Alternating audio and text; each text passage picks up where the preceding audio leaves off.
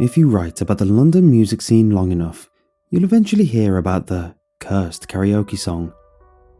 At this stage, it's become part urban legend, part industry in-joke. The story goes that one of the city's first karaoke bars opened in Soho in the late 80s. Some people say it was used by a criminal gang to launder money. Others say it was a front for a demon-worshipping cult.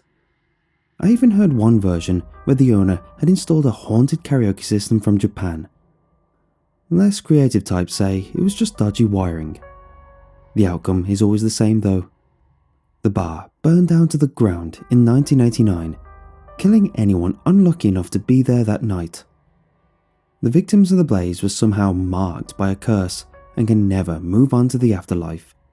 So the souls are doomed to drift from bar to bar, waiting for some unlucky punter to sing the last song played before everything went up in smoke. Strange things allegedly happen to the person afterwards. It starts off small, not sleeping, hearing strange noises, your typical horror movie staples. It gets progressively worse until the poor side is so tormented that they take their own life.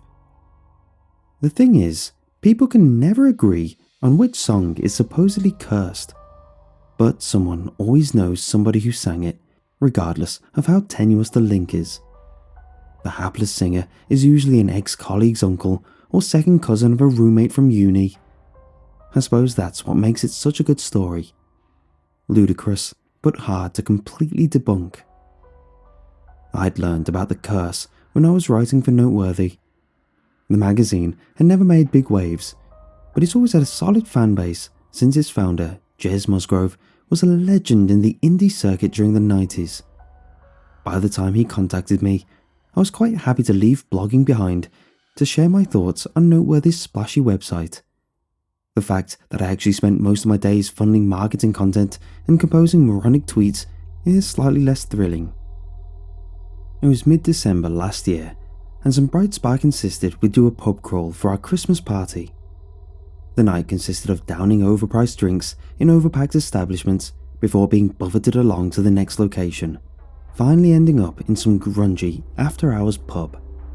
Now, get a group of drunk music writers together and there's a good chance they'll talk about the cursed karaoke song. What normally follows is an exchange of wild theories leading to a heated discussion that ends with the drunkest person belting out a heartfelt rendition of a song they summarised as evil. That night was no different. There's a woman who works for Noteworthy by the name of Julie Connell, an old-timer from the glory days of print media. She is known for being spiky around the younger staff members, but I've always found her okay. It took me a while to see that she was reacting strangely to the conversation. Whereas everyone else either joked or chimed in with their own opinions, she became very still and visibly tense. No one else seemed to notice. I kept watching as she sat there, staring at a gin and tonic while Alistair Murray put forward an impassionate yet unconvincing case for Lady in Red. That was when she left to go outside, muttering something about needing a cigarette. I should have left her alone. Things would probably be different if I had. I shivered as I left the warmth of the pub, the cold biting through my thin winter coat. I'm not a regular smoker, so I asked Julie if I could bum a cigarette. She held out the packet and we stood there a while, smoking in silence. I watched as the wisps from my lit cigarette unfurled and dissipated in the darkness like little wraiths released onto the unsuspecting world. I'll admit, I'd had a few drinks on board by that stage, so I decided to ask her. So, what do you think? She looked puzzled, and I leaned in closer. The cursed song. Any theories? I waited for Julie to say something, but instead she stared ahead, taking a pull on a cigarette. I watched as she seemed to debate what to do next. Eventually she sighed and nodded her head. It was 11 years ago, but Alice had been having problems before that. Julie's younger sister had always been fragile. but she hadn't experienced any big setbacks since her early 20s. However, the unlucky trifecta of a redundancy, breakup, and mounting debt seemed to have gradually eroded her mental state. According to Julie, their upbringing had been grim, full of bad memories and a never-ending rotation of foster families. Even as adults, she'd always felt responsible for Alice, which was how she'd ended up as a permanent fixture on Julie's couch. They'd gone out the night it happened. Julie had dragged her sister to see an up-and-coming band at a pub in Croydon. It had been Alice's first night out in months, and she seemed to be enjoying herself. The band were fine, but not particularly memorable. As the audience began to disperse, a gaunt-looking man took to the stage to set up assorted pieces of equipment. He was very tall and wore an ill-fitting grey suit. A thin shriek echoed from the mic when he introduced himself as the MC and welcomed the now sparse crowd to karaoke night. Julie hadn't recalled seeing any posters or flyers for karaoke, but figured it may have been a semi-regular thing. As the MC scanned the crowd for volunteers, she felt a rush of air to her left as Alice's hand shot up. Alice had always been a good singer and could never resist the lure of a microphone. She downed a drink before trotting towards the MC. Julie noticed the cuffs of his white shirt were rimmed with black as he held out his hand and pulled Alice onto the stage. As Alice took the mic, Julie felt her focus begin to slip, like everything was blurred at the edges. It was July and the pub's AC was practically non-existent, so she decided to nip out for some air and a quick smoke. She briefly heard the opening bars to a familiar song as she stepped outside. Julie lit another cigarette, taking a long drag before exhaling slowly. I waited, not wanting to interrupt, as she appeared to be concentrating very hard. In the end, she just shook her head and continued. The stage was empty when Julie went back inside. As she cast a searching glance for Alice, she overheard a girl with henna-dyed hair tell a friend that there was a woman in the toilets who was in, quote, a right state. Julie found Alice sobbing hysterically in a pea-soaked cubicle. She was obviously terrified, but Julie couldn't make any sense of her incoherent babbling. She eventually managed to bundle Alice into a taxi before getting her home. Julie reckoned she'd had some sort of episode that she'd snap out of in a few days. But Alice got worse. A lot worse. In the weeks that followed, she became plagued by nightmares, and Julie often awoke to late-night fits or ear-splitting screams. Her hygiene began to suffer too. At first, it was subtle, like wearing the same thing for a few days or showering every other day. But as time wore on, Alice refused to bathe or change her clothes. Her hair became lank and greasy, and clusters of whiteheads sprouted around her nose and chin. Julie arranged appointments with doctors and therapists, but Alice refused to go, preferring to spend her days on the couch, staring listlessly at the endless sludge of bad daytime TV. And things had gone on like this, until the incident with the mirrors. Julie had come home from work to find Alice in the bathroom, tunelessly humming to herself as she coated the mirror in chalkboard paint that Julie had bought for a long-abandoned DIY project. Alice had done the same thing to the mirror in the bedroom, her progress charted by the black paint on the tiles and carpet. She'd even blotted out the mirrors on Julie's compacts and eyeshadow palettes. When she confronted her sister, Alice gave an elated smile and triumphantly proclaimed that they were now gone. Julie lay awake that night, listening to Alice frantically pacing up and down the flat and whispering to herself. She barely slept at all now. As much as she loved Alice, Julie had begun to feel a gnawing pang of dread and even resentment towards her sister. The situation was out of her control.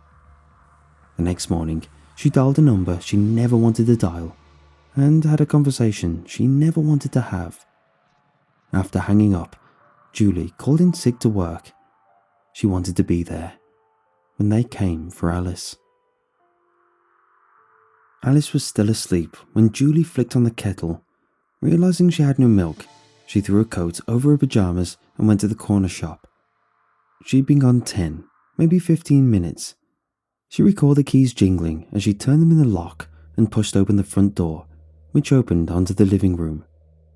This was followed by a dull, wet thud as she dropped the carton of milk. Shards of glass and bits of plastic littered the parquet floor. Julie's TV and stereo was smashed beyond repair. She tore through the flat, calling out for her sister, but Alice was nowhere to be found. Julie grabbed her phone and made a frantic call to the police. It didn't take long to find Alice. What was left of her, anyway? According to the CCTV footage, she had exited the flat shortly after Julie, turning left where her sister took a right moments before, and walked to the tube station on Clapham High Street, where she waited calmly on the platform before hurling herself in front of an oncoming train.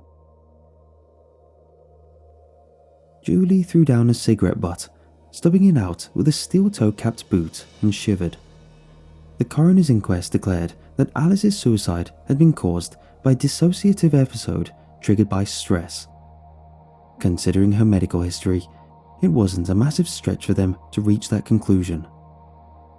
I told her I was sorry I asked. She shrugged and said she'd learn to live with it. Like everyone else, Julie used to joke about the curse. Now, she just made a point of leaving the room when the conversation turned towards karaoke. By then, Julie looked like she was on the verge of tears, but I couldn't leave it alone. I asked her what song Alice sang that night. She actually laughed at this. Alice had sung "Can't Stand Losing You." The irony clearly wasn't lost on her. I thanked Julie for the cigarette and went back inside, now very sober by our conversation. We didn't talk again for the rest of the night and eventually headed our separate ways. I should have let it go after that, and I never bothered Julie about it again. There just seemed to be more to the story, like an itch I needed to scratch. Further research led me to some old tabloid clippings about the fire in Soho, a few forum posts, and an old Angel Fire site on urban myths. The site included a link to a Japanese article about an incident at a bar in Kabukicho in 1973. Since I don't speak Japanese and machine translation proved less than illuminating, I threw my findings together in a short article that Jez approved and posted to the site. It got decent traction, but nothing groundbreaking. Figuring I'd wasted enough time, I was ready to move on after that. Then an envelope arrived on my desk. There was no stamp or postmark, and it arrived with the rest of the Morning Post. It contained a flyer for a karaoke night at a pub in Kilburn. I wouldn't have paid any mind to it until I read the handwritten note scrawled at the bottom. Follow Alice down the rabbit hole. No need for the police. I had never mentioned Alice or her story in my article. I decided not to tell Julie about the flyer. She made a point of avoiding me since that night in the pub. Any communication we had now was through tersely worded emails. Besides, the words Julie Connell and Practical Joker don't exactly mesh. I did show the flyer to Jez, who grumbled that I'd better things to do than traipse around boozers in Kilburn on a Tuesday night. It may say something about my personal life, but I really didn't have anything better to do. So, that was exactly what I did. It was already getting dark when I exited the underground. It had begun to drizzle, and a chilly mist closed around me like a fist as I began to make my way up Kilburn High Road. It didn't take long to find the place. The bar sat in an alley off the main thoroughfare. The dingy sign above read, "The Borough Inn." I was greeted by ambient, lo-fi music that hummed through the narrow front bar. I bought a drink and spotted the staircase leading to the basement, illuminated by a dim orange glow from the overhead lights. The music transitioned to acid house as I descended the steps. This area was larger, complete with a stage and dance floor flanked by red lacquered tables. I placed my drink on a vacant table and scanned the room. There were 9 people in total. Most of them looked like the remnants of after-work drinks or regulars with nowhere else to be. The atmosphere was more Soundgarden than Savage Garden. I sipped my soda and lime, momentarily lost in my thoughts. So lost, in fact, that I didn't notice when the man in the grey suit appeared on the stage. He was crouched forward, checking some unseen piece of equipment behind him. He then stood to his feet and turned. He was very tall and pale, with dark hair greased into a pompadour. His suit was made from a sateen-like fabric, with wide, boxy shoulders that swamped his narrow frame.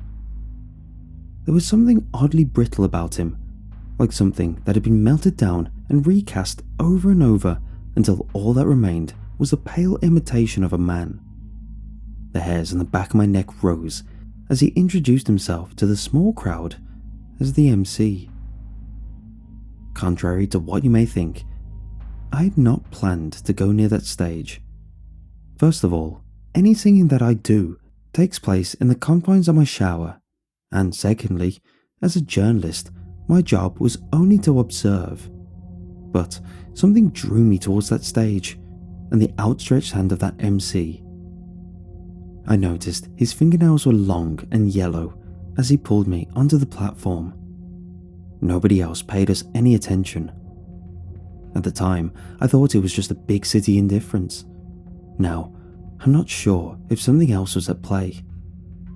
I cast about, trying to locate the screen where I could select my song. The MC shook his head and let out a high-pitched giggle. I was taken aback at how shrill it was. He flashed a vulpine smile and pointed to a small white box with various knobs and dials. Big black letters on the front read, Duke 8. It looked old. At the base of the box was a thick slot for an 8-track player. To the right of the slot was a small hollow. I shot the MC a look of confusion. He contorted his features in feigned exasperation before handing me a strange coin. There was an image of a mountain on one side and the number 100 etched onto the reverse. He nodded towards the white box. Sure enough, there was a thin slit at the top. I followed the MC's lead and popped the coin in the slot. The machine whirred to life and the lights at the bottom flashed red. A loud ka-thunk sounded and a heavy 8-track cassette dropped into the vacant aperture. The MC picked up the cartridge and inserted it into the player before thrusting the microphone into my hand. He then twirled a delicate wrist in a circular motion, indicating that I should turn and face the audience. I was about to ask how I was supposed to read the lyrics. I shouldn't have worried. My breath caught in my throat as soon as I heard the song. A song I knew by heart, but desperately wanted to forget. I held the microphone to my lips as the music resonated from every corner of the room. Far too high definition for the 8-track's looping stereo. My tongue suddenly felt too big for my mouth. I closed my eyes, the familiar notes dredging up a pain that I kept submerged for years. I hit my cue and started to sing. I thought of my mother. She'd fallen into a coma at the end of her illness. I suppose it was a small mercy that she was allowed to spend her last remaining weeks at home. The only thing that remained intact was her hearing. That wasn't much comfort to a surely 13-year-old. I'd say things in a desperate attempt to shock her awake, like Dad was getting me a Vespa for Christmas, or that I dropped out of school to campaign for UKIP. I would have given anything for some kind of reaction, just to know she was still there. One morning, a parcel arrived. It was a CD mix of Mum's favourite songs that my uncle had put together. I slapped the CD on, and I recognised the first song immediately. In Your Eyes by Peter Gabriel. The first film her and Dad ever saw together was Say Anything, and the soundtrack had blared from a Ford Fiesta every day when she picked me up from school. The emotion was too much for Dad. He got choked up and had to leave the room for fear of bursting into tears. That was a pity, because he missed the most extraordinary thing. Mum started to move her head to the music. They were just small, fragile nods, but there was a rhythm to them. To me, it was everything. It meant that she was still connected to this world, that she could hear us, and she knew she wasn't alone. My mother died 2 days later. I think that's what ignited my passion for music, knowing the power that a few chords can have to pull you together or completely rip you apart. My eyes stung with tears as I opened them again. I wish I hadn't. The bar had vanished, along with the people. In their place was a room bathed in hues of blue and violet neon. The dance floor and PVC tables were replaced with dark wooden tables and soft leather stools, each topped with a small lamp and tasseled pink lampshade. A soft flurry fell from above. Was it snowing inside? I expected the snowflakes that landed on my hand to be cold. Instead, it was warm and the colour of soot. I craned my neck upwards and my mouth hung open in disbelief. There was no ceiling. All that remained was a jagged moor of blackened roof beams that opened onto a starless night sky. My attention turned back to the interior as a hideous smell permeated my nostrils, a discordant mix of damp earth and the meaty aroma of grilled bacon. I saw them then. Dozens of people faced the stage. Most of them were naked, with burnt and peeling skin that revealed patches of white bone.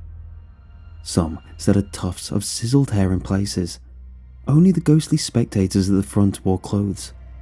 One man stood in a pair of pajamas, his neck ringed with purple ligature marks. One girl swayed to the music. The right side of her face was a tattered ruin. Another wore a wet velour tracksuit, her pale, bloated face lined with purplish veins. All had milky, irisless eyes that were fixed on me. I heard a small cough. The MC was casually leaning against the adjacent wall, looking on with a frank disinterest. His quiff was flecked with ash that had begun to accumulate on the wide shoulders of his suit. He made a circular, wrap-it-up motion with a gnarled index finger. I realised I'd stopped singing. Wanting to be free of this nightmare, I uttered the next lyric. Love, I don't like to see so much pain, so much wasted, and this moment keeps slipping away. My voice cracked at the bridge, and all my instincts, they return, and the grand facade so soon will burn. Members of the macabre audience contorted their bodies in awkward, jerky motions as they began to dance. I shut my eyes. In your eyes, I see the light, the heat. Some let out rasping moans and howls of approval. My voice became a whisper. Oh, I want that to be complete. The dreadful shrieks grew louder. The resolution of all the fruitless searches. The feverish cacophony continued until it reached an ear-splitting decibel. I couldn't take it anymore. I closed my eyes and screamed at the top of my lungs. Stop! Please stop! The next thing I felt was a hammy hand on my shoulder. You alright, mate? I opened my eyes to see the confused face of the barman staring back at me. I was alone on the stage. The MC and his flock of lost souls were nowhere to be seen. I wish I could say that there was an end of my experience, that I could chalk all of this up to an overwrought mind. but ever since that night, I've been experiencing some very strange things. They were small at first, like the sensation of fingertips grazing my skin, or the constant hiss of static when I turn on the TV or radio. Lately, it's become more pronounced. Like the last time I took a shower. I've tried to convince myself that I slipped, but I can't explain the blinding pain that made me topple onto the tiles, like something had connected sharply with my temple, like the knuckles of a closed fist. I haven't showered in a few days, and I'm avoiding changing my clothes. I can feel those invisible hands on me if I stay covered up. Today, I caught my reflection in the blank TV screen. The ragged outline of a man stood behind me, its pale eyes boring into mine. I live alone, and I can't go outside now. I'm sending you a warning while I can. If things ever go back to normal, please be careful when singing karaoke in London. The songs are just a conduit. It's the singers that are cursed.